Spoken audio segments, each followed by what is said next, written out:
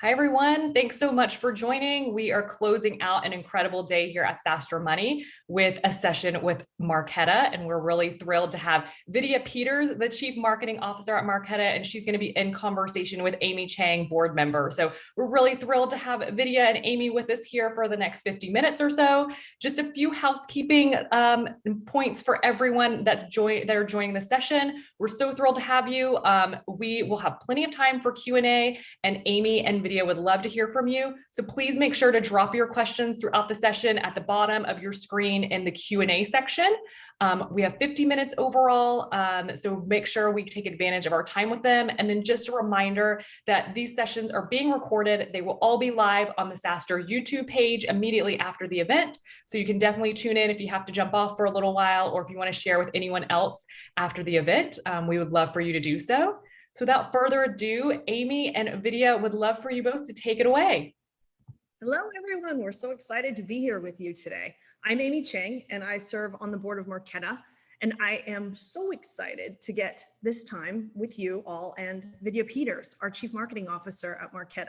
So I'm just going to do a little bit of bragging about her and embarrass her for a second so that you know who she is. So she has already done all kinds of stuff on the marketing side, but what you probably didn't know about her is she recently was running revenue for Marqeta as well during one of our highest growth periods, and she helped take us public. Now, before that, even the involvement at Marqeta, she was CMO at MuleSoft for 4 years, and she helped take them public as well. So she's our good luck charm.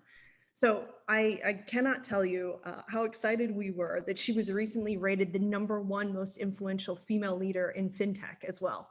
So I'm sure I've embarrassed her enough, and we will get started, but that's just a little bit about Vidya. Now, Vidya, given you have been CMO for Marqeta, but you were also recently leading on the revenue side, what were some of your biggest surprises there? Can you kind of share those insights with us? Thanks, Amy. It's great to be here with you, especially because you are such a role model for so many women. I will do a little bit of bragging on Amy too. Jim Cramer recently called Amy one of the smartest people he knows in the Valley, which was just absolutely incredible. And it takes a lot to impress Jim Cramer. So I'm so honored to be talking to Amy today.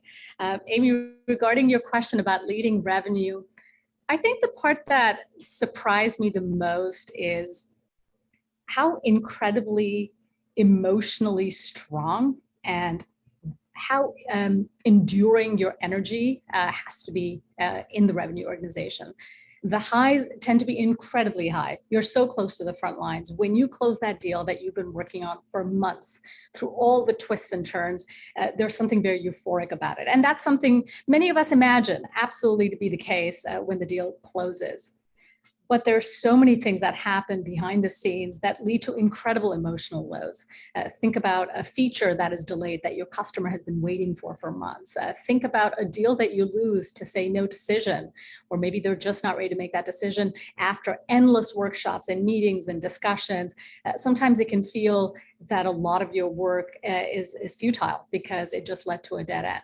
And especially because so much of your compensation in the revenue organization tends to be variable.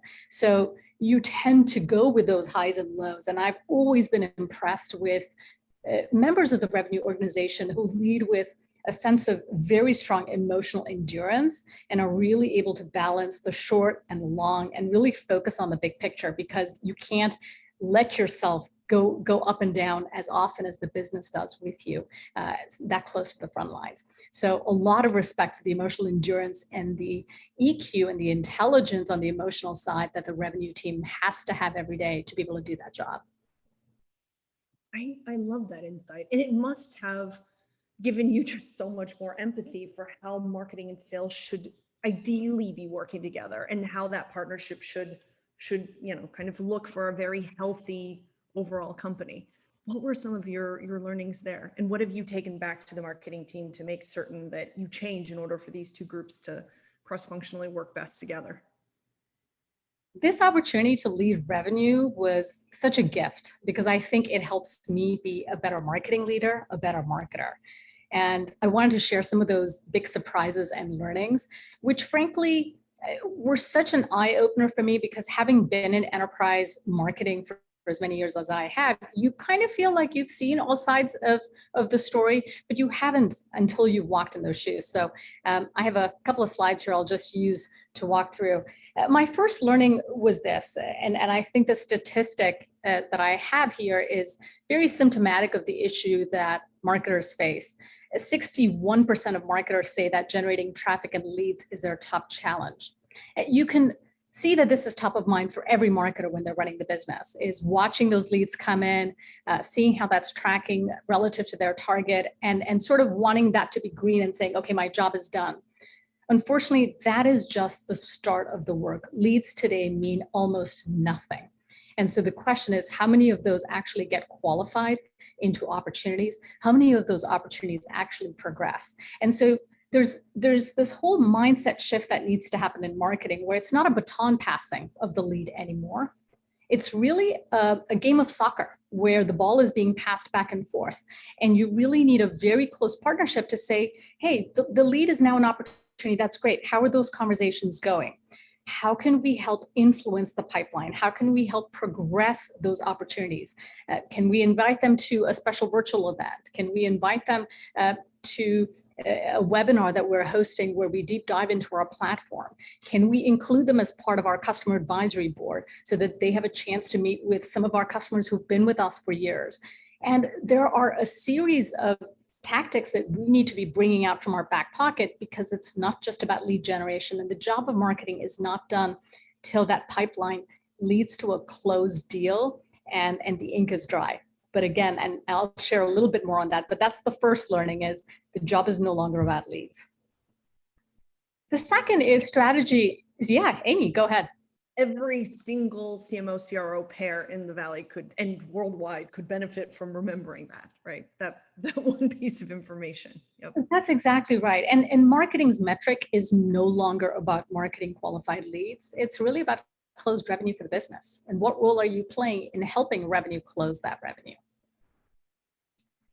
The second insight I had is that strategy is not an annual process. Many years ago, when I started my career in enterprise B2B marketing, the whole role was we'd sit down with revenue at the beginning of the year and we'd say, what are the target accounts we want to go after? What are the tactics? What are the segments? And then we'd say, great, off to the races, let's go get them. And we'll circle back in a year. Of course, we'll watch the numbers together and make sure that we're tracking against it. But the strategy setting happened early and was rarely revisited. And the idea back then was, if you revisit the strategy, you're creating whiplash in the organization, and don't do that.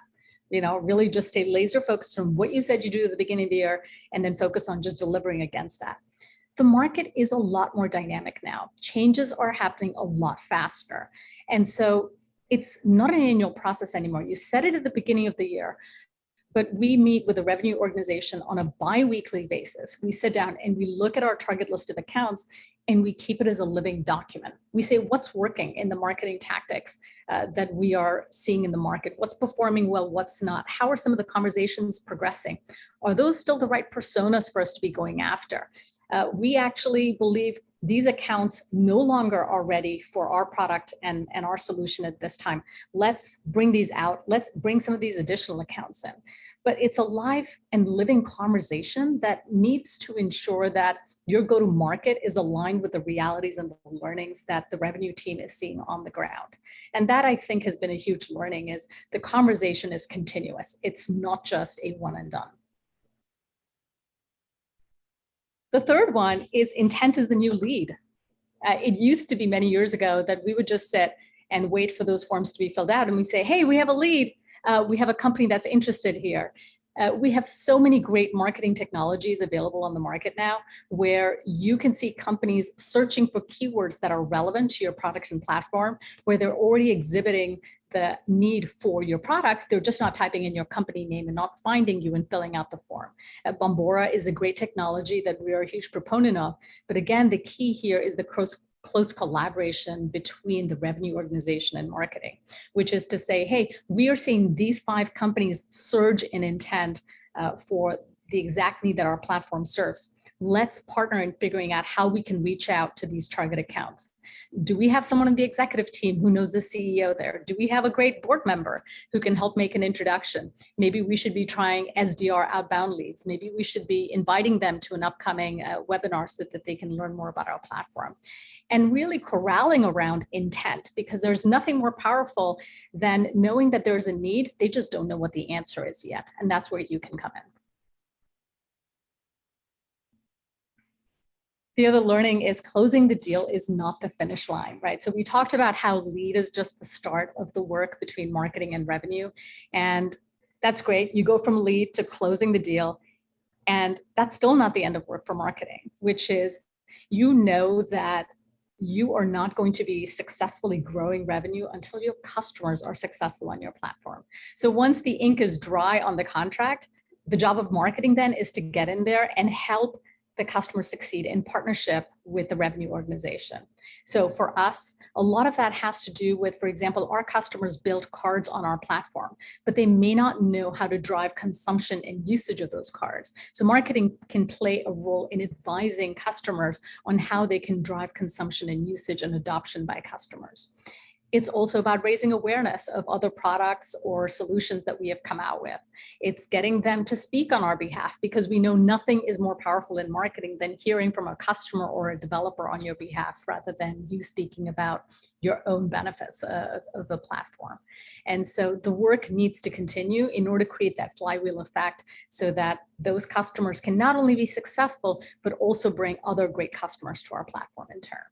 So those are a few of the learnings that I had from this role, particularly in the last 6 months of leading both revenue and marketing. I so wish that more companies either had the luxury or had the discipline to actually cross-pollinate in this way, because I think having been on the technology and the product side for a long time, we massively benefit when we have to go out and interact with customers and sell, actually, because it does give you that other point of view. So I love that you're doing that. And just a reminder for everybody who's listening in, please feel free to put in any questions that you have, because as Vidya is going through all of these insights, if you have follow-up pieces that you want to hear about, or any kind of pragmatic advice of, oh, okay, so you said this, but how did it translate for my teams? Like, how am I going to translate this insight? Feel free to put them in anytime. And then, Vidya, what was the biggest misconception then about revenue, right? As from a marketing leader's point of view, as you were traversing both of these worlds? I would say the understanding of revenue was a little bit simplistic from my point of view. I've always thought members of the revenue organization are excellent at marketing and selling, right? And that's par course, which is you would expect them to very naturally have those skills. But my thinking has evolved in that I now believe revenue team members are almost all-round athletes, and you have to be in order to do that job well. Because not only do you have to market and sell, but you have to have a deep understanding of the platform and product, not just some high-level bullets on here are the features and benefits, but truly understanding the customer use case and thinking creatively about how your platform could help address those needs. So you have to understand the breadth of use cases and functionality that the platform can serve across industries. So you have to be great at marketing and sales, naturally. You have to be great at product and platform. You have to be great at finance. Think about when you are in the pricing negotiations. I often see revenue team members actually modeling out the total cost of ownership over a year, 3 years, and 5 years, so that they have a deeper understanding of the financial implications of investing in the platform. They have to be very good at not just closing the deal, but actually helping them get started on the platform, advising them on how they can set that program up for success once they're on our platform. I've also seen them advise them on critical hires. Hey, if you want to make this program successful, here are the types of skills that you need on your team. In fact, I know people in my network who you could hire in order to make this program successful. But they also become trusted advisors over time, because the revenue team members have seen the breadth of use cases and have exposure to a variety of industries. a variety of geographies. And so they're able to be advisors to customers, especially our customers, Amy. They don't always tend to be payments experts. This may be the first payments product that they're building. And so the revenue team members become their trusted advisors to say, hey, this is where the big risks are for programs. This is how you navigate the relationships with banks and networks. This is how I think you should design the program to be successful in Canada or in Australia or in Europe. Here are all of the payment rules and how they vary. And so I was just blown away by all the different hats that revenue team members had to be very adept at wearing in order to be successful at the core job, which was to sell the platform. It's an incredibly layered and complex job. And coming back into marketing, I realized that in order to effectively help and support a revenue organization, you need to be thinking more end to end. So for example, if they're trying to fill skills gaps on the customer teams, should we be thinking about training and certification? If they are thinking about finding the right tech talent, should we be leaning into our developer community and making that a resource for them? If they are thinking about total cost of ownership, when we work on pricing strategy, can we partner with them to make that as simple as possible so that if it's easy for them to understand, it'll be easy for the customers to grok? And so there's a new layer of empathy that we have, a deeper understanding of their role in order to make them successful that extends far beyond having sales enablement materials or great messaging or content for them to leverage. Okay, I'm going to switch tacks for a second. And Vidya, whenever it's possible to get rid of the slides so they can see you full screen, I think we should. That's a great idea. I want to see you full screen. So Marqeta went public, right, about a month ago, and it was an exciting and crazy ride. But how did it change the marketing goals? Like, and now that we are a public company, what does that change, and how are you thinking about this next 12 to 18 month period? Can you talk a bit about that? This is a very timely question, as we just had our quarterly marketing offsite for the last 2 days of this week. And one of the messages I shared with the team is, let's picture ourselves like this is the first day on our jobs. Like we've all been fired and we no longer work at Marqeta, and we've been hired back as the first employees of the marketing team. How would we do things differently? And I think it's so important to do that because when you think about your job every day, you think about in increments. What's the next 10%? What's the next 20% you can do? Very few times in the lifetime of a company do you get a milestone event like going public. It changes the nature of your existence as a platform. And so it requires a very new mindset, which is how should you be going to market as a public company? What's the new level of awareness that you want to generate? And the reason is you get an incredible tailwind when you go public. If you look at just the traffic alone to our website, it goes up by 3 digits. There's just an exponential growth in traffic. You have such growing awareness, much broader than your industry, among investors, among talent across the country that now is aware of your company. You are now on the map of anyone that is thinking about a solution in the payment space. And so your job as a marketer is to not lose that momentum. How are you going to stay top of mind? And how do you bring that new level of rigor to all of the marketing that you do? And so there are several questions we asked ourselves, which is, we are now not just in a free form of, hey, this is a year long, right? 2021 is just a calendar year. No, now we have to think in terms of quarters and earnings calls. And how do you navigate quiet periods and ensuring that your messages are integrated across channels. You're not just now the marketing department, you work very closely with the finance and investor relations departments to have one concerted message, one concerted face for the company. You also have to think about raising your brand awareness, because it's not just about the platform you're selling, it's about the company brand you're selling to all of the prospects that could join you to help be part of the growth journey. As you know, Amy, we have almost 200 recs that are open across product engineering and various teams. And so employer brand marketing becomes a huge part of the marketing that we do. And then of course, it's also about the demand gen, because this becomes a great accelerant. Now we are actually much more trustworthy, much more credible to some of the largest accounts, the largest financial institutions. So how can you use this as a time to crack open those doors and those conversations to further accelerate your demand generation efforts? So we had a great offsite, and these are exactly some of the questions we talked about, which is, now that we are a new marketing team of a newly formed public company, how can we turbocharge our marketing to meet these new challenges? I love it. Okay, so we do have a few questions coming in from the live stream audience. And one of the questions is, what advice would you give to a leader who is taking on a new team and who's taking on a team for which they don't necessarily have extreme functional expertise? Like, how do you make sure that you're effectively leading that team and still taking care of your current team? Because it's an additional team. You know, a lot of books that advise you about starting new roles, taking new roles, talk about the first 90 days, listening and learning. And I wish I could say you have 90 days. The truth is you don't. In a high growth company that's doubling year on year, 90 days is too long to come back with your plan. I don't even know who wrote that 90-day plan book, but they must have had the luxury of a lot of time. I would say the first most important thing that you can do is ensure that you have no open critical hires. You will never be successful unless you have your critical hires on both teams that you're leading filled in, because you need to be leaning on them now more than ever. So before you go on a listening tour, before you set the strategy for anything, make sure that you have your foundational leadership team in place. So if you have key vice president or director roles open, you need to fill them ASAP. The second I would say is set expectations very early on how you will be dividing your time. So I let the marketing team know that I would only be spending 40% of my time with them and 60% of my time with the revenue organization. And what did that mean?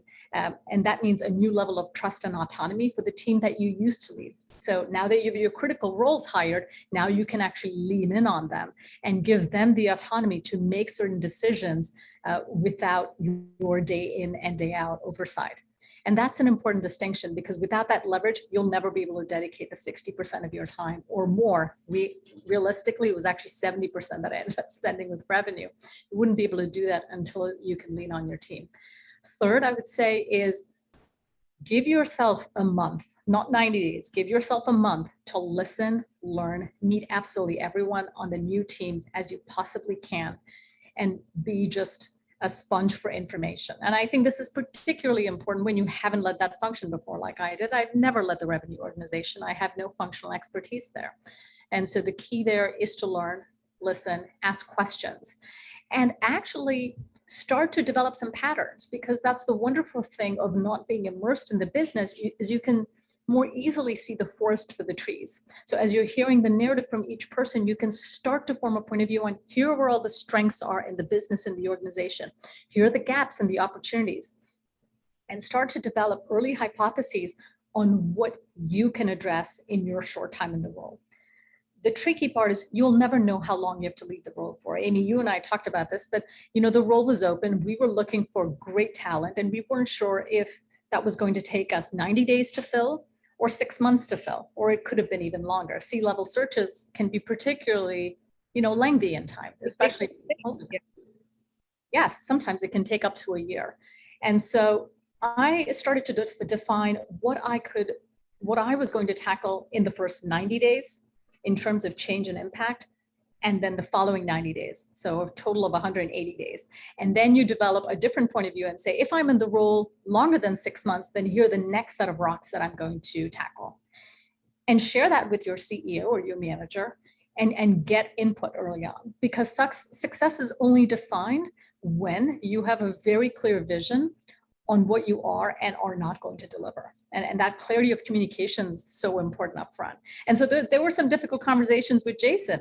Amy and you and I talked about this, where Jason wanted to see everything done, as he has a very strong urgency for results. And we had to draw that line in the sand to say what was realistic to be done in the first 3 months versus 6 months, and what could happen further. So that would be my advice, is first ensure your critical roles are filled in. Be very clear on how you're going to be spending your time. And third, listen, learn, and then declare what you will address and spend your time on. You're not going to be able to solve everything. So declare what you will solve, what you will address, and get alignment on that early so that then you have a clear map for how you're going to spend time in that new role. I think there's so many insights from what you just laid out as somebody who is leading a global team from Europe when it is headquartered here in the Valley. Because that's the thing that was so striking to me when we first met was the level of discipline and transparency and communication that you had to bring and the amount that you had to trust and kind of find very strong leadership to delegate to for the things where, you just can't do it all as one person. But you are a really phenomenal exemplar for that because you're actually leading this team, both teams, for a period of time from Europe, right? Which is time zone wise challenging. So it was so striking, and I've seen a lot of this put into practice with your teams. Were there any other pieces that you would advise people, given we're all working globally, we're all working, still somewhat in COVID conditions, around the communication or around kind of making certain you hire certain types of leaders? What else would you share with these folks? I think being 9 hours ahead of the Bay Area time zone presents its own challenges. It creates a small degree of overlap in terms of working hours and meetings. And it was an incredible school or crash course in prioritization. And I will say this, which is hiring is your most important job. And if you do hiring well, then it makes it infinitely easier to do the rest of your work. And most people shortchange that. And I think that's the biggest mistake that people make. If you're not getting the leverage that you need, start back on hiring. And I'm not sure if I've changed my hiring philosophy given the geographic changes, because some of the talent and some of the attributes I still look for are self-driven, high trajectory, high accountability, works autonomously. These are important no matter where I would be based, but they became a very critical testing factor, especially when I moved to Amsterdam last year to be closer to family. And one of the things I realized is it taught me really well to just say no to a lot of things. And your success in your role is not dependent on what you say yes to, it's what you say no to. And you have to say no to a lot of things because a lot of crap gets thrown across your desk all the time. And not out of ill will, because there's so much happening in a high growth company, and you have to be able to sift the rocks from the pebbles and the gravel and really ensure that you're focused on the most important issues at all times. So my advice would be this, which is lead with trust. There's a reason you hire a high performing team. Be very clear on goals and outcomes with that team. That will allow you to then get out of their way on the day-to-day, but be available to them when they need obstacles removed or when they need clarification or help. And that allows for them to then step up into a much higher level role than you would be if you're working side by side with them, which I've always found to be a waste, right? Why hire great people and then do their job with them? And so autonomy with very clear goals and accountability is always a wonderful recipe to then free you up to be able to do more. Second, to say no as much as possible. But that only starts when you have a clear vision of what you're trying to achieve. So it comes back to what we talked about earlier, is set the vision for what success looks like, because then you'll know what you need to say no to. If it's not moving the needle on these 5 or 6 issues, then it's not going to be your priority. And third is check in. Make sure that those goals that you set are having the impact that you expected, right? When you're starting in a new role, I may have hypotheses. I may be wrong by 90 degrees. And so let's course correct. Maybe I had a hypothesis that this initiative was going to move the needle for the business in a certain way, and it's just not panning out because there was, a product market fit as an issue. And so then you can course correct. But the only way you'll do that is if you hold yourself accountable to metrics and gauging whether you're making the impact at the level that you thought you would. And then come back and say, you know what, I thought these would be my 6 priorities, but I actually want to change course because of the learnings I have in market. Love it. Okay, love it, love it. And we have a lot of questions coming in here, so I'm going to start rapid firing some of them at you. When does brand marketing start to work? How do you know it's starting to work? And how do you know how much of your budget to put there? I love questions about brand because, prior to MuleSoft, I was at Intuit, where we had a massive budget for brand. And we ran brand surveys to measure the awareness of the brand, how much we were moving the needle every year. We had a big budget on ad spend. When you come to a smaller, higher growth company such as MuleSoft or Marqeta, you don't have the dollars. You have to make every dollar go really far. And so you're not going to run a brand survey for $100,000 to see how your brand is doing. You don't have millions of dollars to run a brand campaign. And I would also say in enterprise B2B marketing, nor should you. You are not targeting everybody in enterprise. My mom should never know about Marqeta, and I really shouldn't be spending a single dollar trying to reach her or any of the consumers. So know your audience and ask who the brand should resonate with, who should know about your brand, and then find the scrappiest, the most creative way to get there. And so what we use for brand, we have a very clear vision of the customers we go after, which are large, disruptive, high growth enterprises. And we absolutely focus on growing brand awareness with them through account-based marketing, through social channels, through LinkedIn, through Twitter, and through very targeted campaigns through demand-based. And then it's important that we measure. We measure it through some of the social listening tools that we have. We look at the number of mentions that our company gets. We measure the sentiment of those mentions, whether they're positive and neutral versus whether they're negative, and we measure those over time.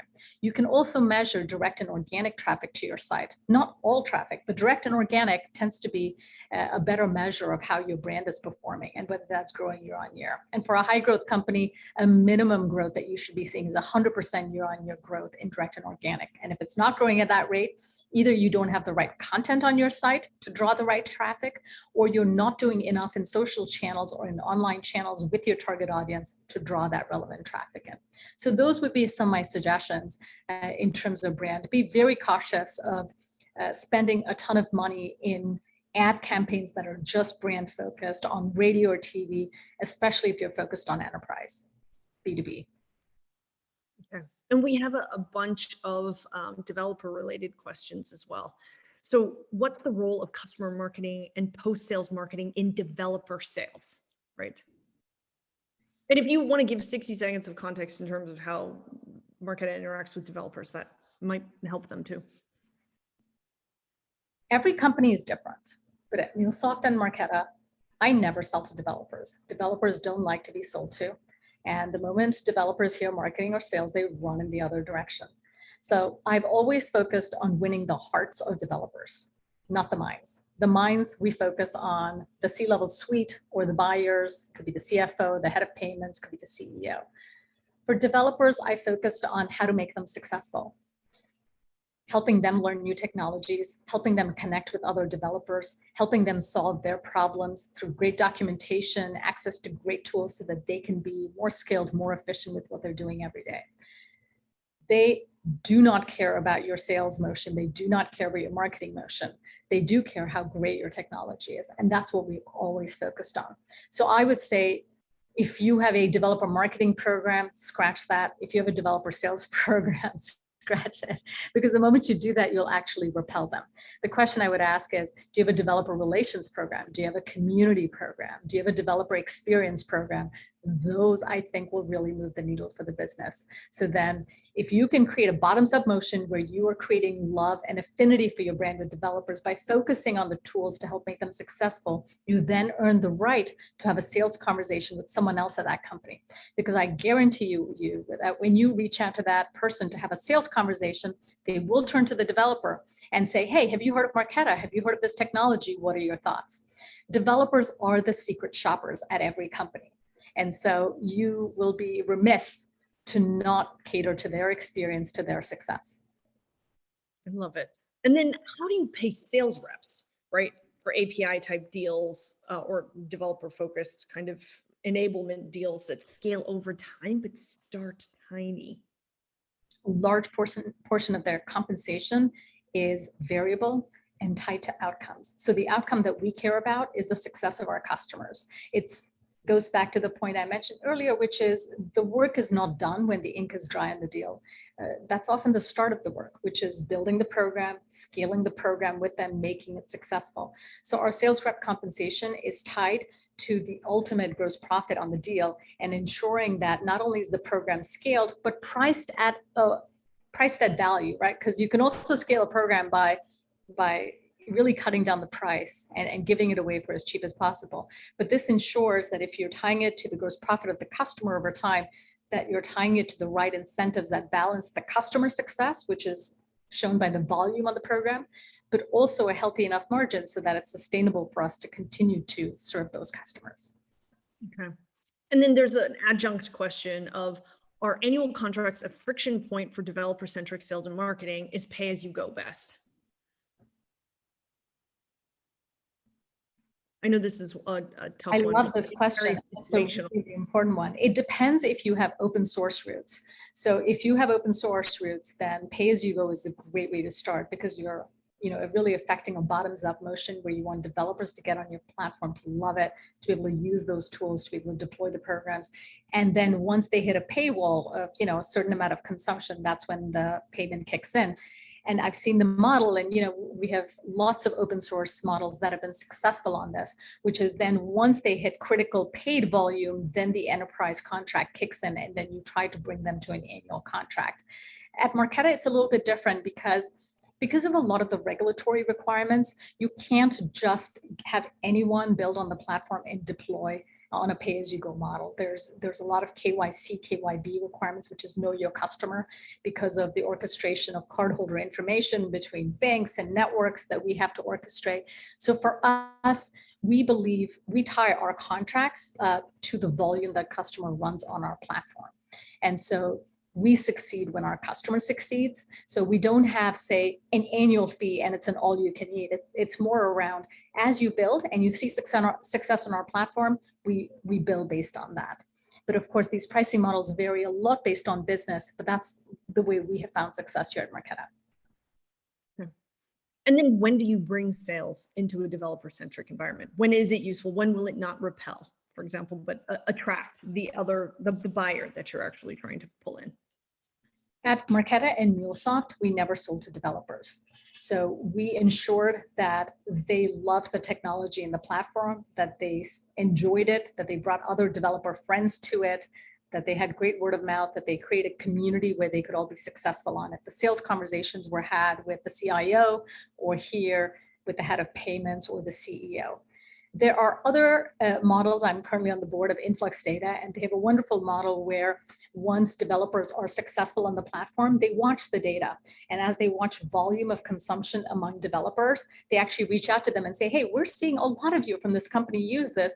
Would you like to formalize and enter a much larger contract? That way we can actually evangelize the usage of this on a much broader scale and give you cost economics to make this more reasonable for you across the company. And so I've seen both of those models work. It really depends on your product and platform and your go-to-market strategy, and whether the developer is the buyer or the consumer of your product. Okay. Perfect. So we've got a question around even more best practices to make marketing and sales work better together. I think a lot of people are interested in hearing kind of even a deeper level of insight than has already been discussed on what can make them work, the two teams work even better together. A couple of new areas that we have kicked off is competitive strategy, which is a wonderful way of very closely partnering marketing and revenue even more tightly together. So for example, typically you may see competitive intelligence sit in marketing, and it's very much a one-way street where, marketing does the analysis and sort of shares it out with the revenue organization on a monthly basis. Here are the features and functionality, here's a battle card, here's the news, here's the messaging. But what we're actually finding is that in such a dynamic market, we actually want revenue to feed back intelligence, which is what are they seeing on the front lines of the deals? How do they win in a particular deal or scenario? Can we actually productize that intelligence into something that other members of the revenue organization can use? That can make our marketing better, because you're right there in a sales deal and you used a certain approach that helped, blow all the competition out of the water. We should bring that into marketing. That actually is something we should be leading with. So competitive strategy is a great area of close partnership, again, between pricing and between revenue and the marketing organization. Developer community. So we are in the process of launching our first developer community, and it's a great way to have the sales organization recommend the developers of customers, of prospects that they want to see in the community. Now we protect the community, so we don't have sales members selling in there, but we want to ensure that we're keeping it as open of a funnel as possible and having sales teams recommend the developers that should be part of that community or could benefit to be a part of it. And then ensuring that if those developers go on to become ambassadors and huge advocates of our platform, that perhaps they could even be customer advocates for our sales organization. Because as you know, developers really don't like listening to marketing or sales. They love listening to other developers. So if you have won the hearts of developers in your community, can you get them to speak on your behalf at an event, at a webinar, to confidentially to a customer account and speak about their experience on the platform? It is so much more powerful than any case study I can write or any marketing page that I can put up on my website. Okay, let's turn to account-based marketing for just a second. What have you learned about ABM from both sides of the org, both for marketing and sales? ABM used to be this really cool thing that people just dropped in conversations. Are you doing ABM? Yeah, I'm doing ABM. ABM's great. And what I'm finding is that it's going from a nice to have, like this really cool approach, to now just table stakes. And there are three layers that I think about in terms of marketing. There's one which is just protecting your turf. That is SEM, ensuring that you're owning all the keywords in your domain. Something as basic. No one else should be bidding on the Marqeta keyword except me, right? If I let that go, my competitors would be all over it. So first, own your domain on search engine marketing. Second, master your SEO, which is ensure that you are the absolute thought leader and expert on everything in your domain so that you're getting all the most relevant traffic. But those are almost plug and play now. They're just table stakes part of the marketing, allowing you to then say 20% of my marketing goes there. 80% should be focused on ABM, which is don't be just fishing in the ocean. Oh, I got a lead. It's some lead. Oh, wait, it's a shoe. I didn't even want that lead. But really be shooting in a barrel, which is identifying with sales. What does a great target account look like? What is that universe? What's the persona we want to go after? And let's use all the greatest marketing technologies that are out there, Engagio, Demandbase, Bombora, and Terminus, and go after those accounts with a laser focus and hold yourself accountable to it. And know that especially when you're talking about account-based marketing, one lead is not enough. If you're going after, say, an account like Amazon, you need multiple doors to be opened within that account at multiple levels in order to start a movement, in order to start a conversation there that actually would lead to a successful opportunity. And so ABM is where I would spend, the majority of my marketing demand generation resources in order to be most effective. Okay. Many marketers. One last advice, Amy, I would give on that is technology is so quickly evolving in the marketing tech space that what worked for ABM 3 years ago doesn't work anymore. So ensure that you're taking at least one new vendor call every couple of months to keep yourself abreast of what's new and what's cutting edge, because it's incredible what you can do with MarTech today. I love that. Okay. And then many marketers are resistant to, quote, lead commitments as a dated metric, but are they really wrong? Don't they hold marketers' feet to the fire? Yes, and lead commitment you have to do. That's just table stakes. It's a little bit like showing up to work. But the quality of the leads and whether those leads turn into opportunities, whether those opportunities actually close is where the rubber hits the road. And it comes back to that original point is, a lead is a lead is a lead. It just doesn't matter. Was it the right title? Was it at the right altitude? Was the topic relevant? Were you able to connect them to an SDR, to an AE for a fruitful conversation? Were you able to then bring them through a set of marketing initiatives, content, events, to progress that opportunity until it closed? So yes, and the demands of marketing are only going to increase as we get into more complex sales processes, as we get into longer cycle times for deals, as the deals get bigger, and which is a great opportunity for marketing, which is our job will continue to stay interesting. I love that. Can we go back to the team for a second? There are a few questions on how do you build trust with a team, again, that you don't have as much functional expertise with. And you have to do it almost instantaneously. Were there pragmatic things that you did just coming into the role that really helped kind of foster that trust really immediately? It's asking about where you can be in service to the team. And this is really important. Many leaders come in and think the idea of leadership is to go in and to say, I'm savior. I'm going to do this job better than anyone else. That's not the job. The job is to be in service to the team and to help make their jobs easier so that they can do what they do best, which is go close a lot of deals. And so not only listen and learn, because that's a taking job, but in every one of those conversations, ask, what can I do to make your job easier? And you'll be surprised at the ways in which you can help, because the list will be, hey, I actually have a really hard time hiring for this role. And then you can say, you know what, I'm going to like ping my network. I'm going to see if I can help you hire for this role and fill this role really quickly. It could be, hey, I'm having something stuck with legal and finance in this way. I'm not sure what's going on. And because maybe there's not been a leader in that role for a little while, that's what they needed. They needed an executive who could go have those conversations and be able to remove boulders out of their way. It could be a question to say, hey, I have the CEO of this account and the account is just not progressing. And you can actually say, you know what, I'm going to ask our board member to join this call. I'm going to ask Jason, our CEO, to join. We'll be there. We'll bring all of the forces so that you have the support in this deal to unlock it. And so always ask what you can do to help. And it'll become very clear to you how you can add value without having the functional expertise. And I think just having your mindset change from you're the savior with the cape on to really being you're there to serve them so that they can be successful will open up so many ways for you to be a productive leader of a function that you have no functional expertise in. And Vidya, I'd love all of the leaders on this call to know what you are doing to support your leaders, like your most high potential folks on your teams right now, and what you regularly do to care and feed and win hearts and minds for all of them. I think the first important thing that you have to do, and this is table stakes, and a lot of people forget this part and then they go straight into career development. But the first important part is ensure that you have defined the role for them in a way that is not only meaty and challenging, but in a way for them where success is clearly defined. Right? That is the most gratifying part of someone's job is when you have a clear line of sight to what the goals are and know that when you achieve them, that you have done well in that role. So clearly defining it. There's nothing more frustrating than feeling like you are a hamster on a wheel, working incredibly hard and going nowhere.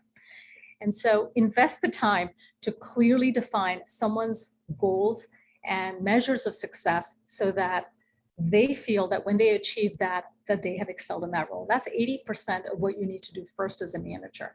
Then I think comes the next level, which is to ask them about what more would they get energy from? What more are the areas that they could learn and grow from?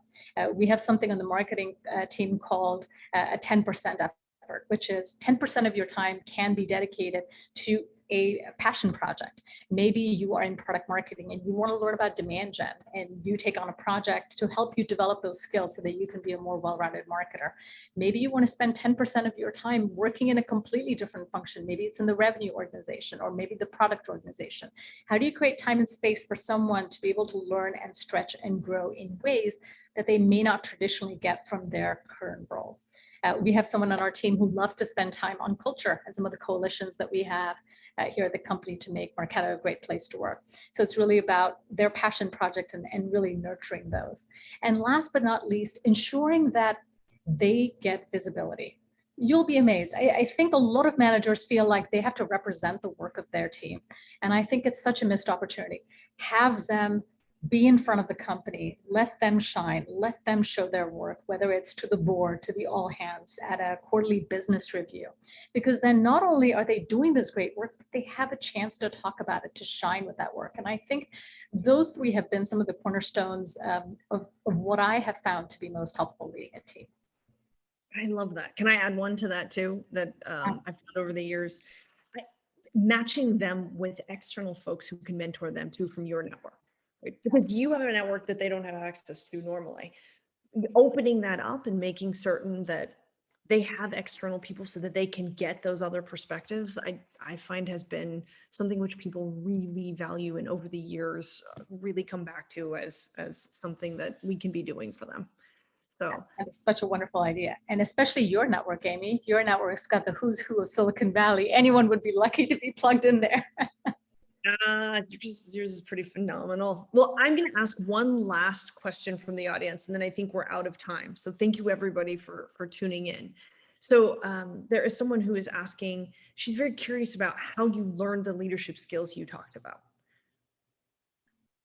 It's by making a lot of mistakes. It's by watching leaders I admire and emulating and copying behavior and saying, that's something I've loved about that leader. I'm going to try and do that more. It's about trying some things and missing it completely, and then remembering how awful that felt for you, for the person that you were trying to do right by. It's about acknowledging that with that person and rebuilding it from there.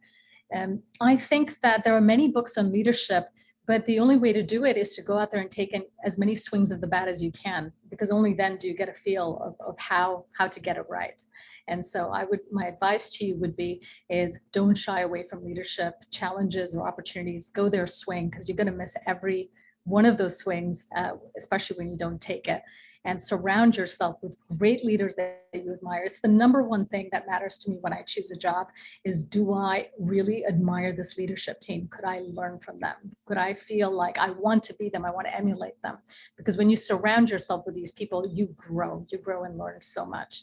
And then, get right back up when you fail, because everyone fails. I love that. Well, thank you everyone for coming today. We're so excited that we got to share this time with you. And Vidya, thank you for sharing all the insights, and thank you for being really open and transparent and having pragmatic advice peppered in with, kind of all of the more theoretical pieces you've learned too over the last 10, 20, years. Thank you. This is a blast. Thank you, Amy. Appreciate it.